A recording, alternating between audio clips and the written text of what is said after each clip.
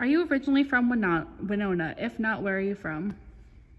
My hometown, I would say, I grew up in Sault Ste. Marie, Ontario, over on the eastern side of Lake Superior. If I had to describe where I'm from, my family actually all comes from the same phone book in a little town called Menasha, Wisconsin. Another super wonderful Polish family over there.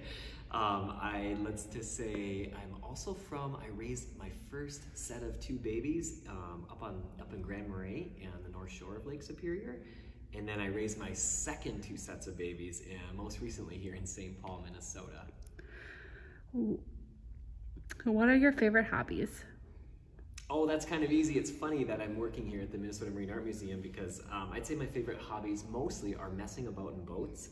I love to build, restore boats, everything from little sailboats to canoes, even kayaks. I've done some skin on frame boat building there with kayaks. Guided people in boats in my early ages, just love messing around. And then related to that, I guess you could say fishing would be a real true thing.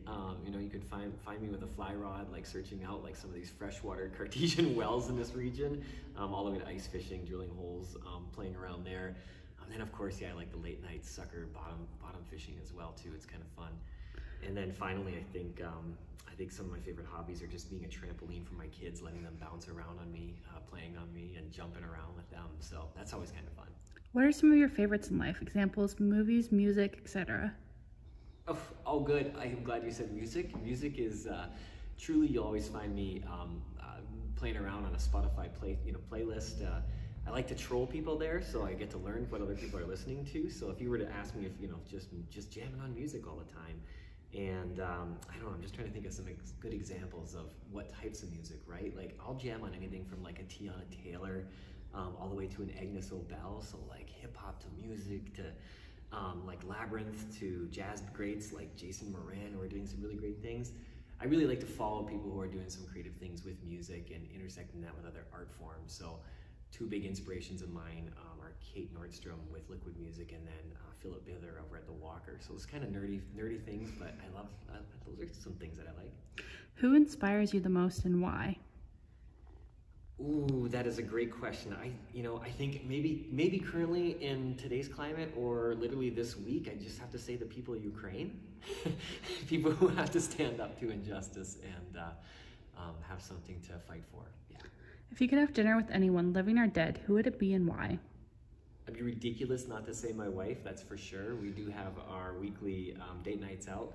I love kinetic dates, she loves romantic dates, but somehow we make it work. I would also go out to eat, I think with anybody. It's really also about finding great places to spend time together with people. So I could easily see myself love to invite anybody out for dinner, like at a restaurant like Sean Sherman's. Awanami is really cool.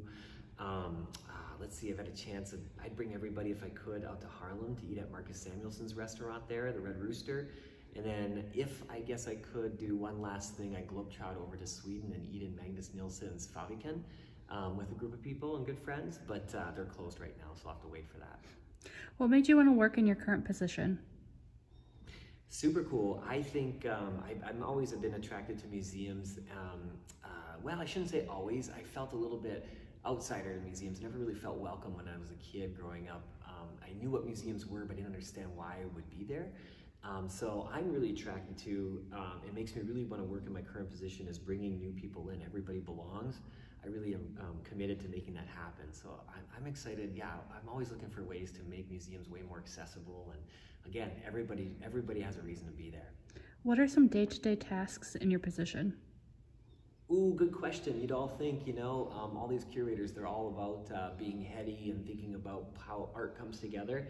Truthfully, it's a lot of sitting down and thanking people for their contributions and support of the nonprofit business work that we do, contributions, wonderful sponsorships, all of that stuff.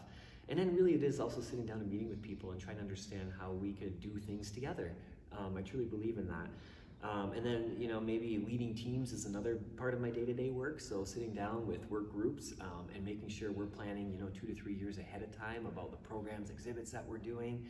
And then maybe finally, really super boring and pragmatic, but signing checks. And whether they're like incoming or outgoing, it's just kind of a day-to-day thing that has to happen. What's your favorite part of your job? Yeah, easily is again looking back, I think, in the galleries and seeing all kinds of different people visiting rather than just who you might expect. I love coming in on a Saturday, for example, and seeing, the kids who maybe grew up and in the neighborhood popping over to the museum to see what's up, bumping into like the hardcore punks, bumping into the people who already know a lot about art, bumping into the patrons. Yeah, I just like to see all kinds of people in the gallery, like exploring art and engaging with it. What are your goals for the future? Well, I'd say professionally, I would love to amplify the story of the Minnesota Art Marine Museum. I think that we have so much potential here to tell the world about what we're doing and how we're doing it. It's a really unique place. So professionally, I'd put that on my list.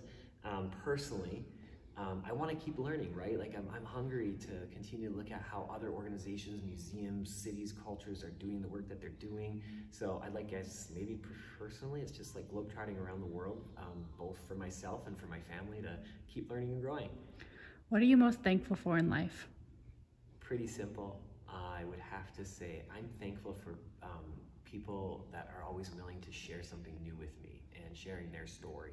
I'm just kind of an avid lifelong learner, and I always take something away from a conversation. So anybody that wants to sit down and have coffee, tea, share ideas, stories, that's kind of what I'm most thankful for in life.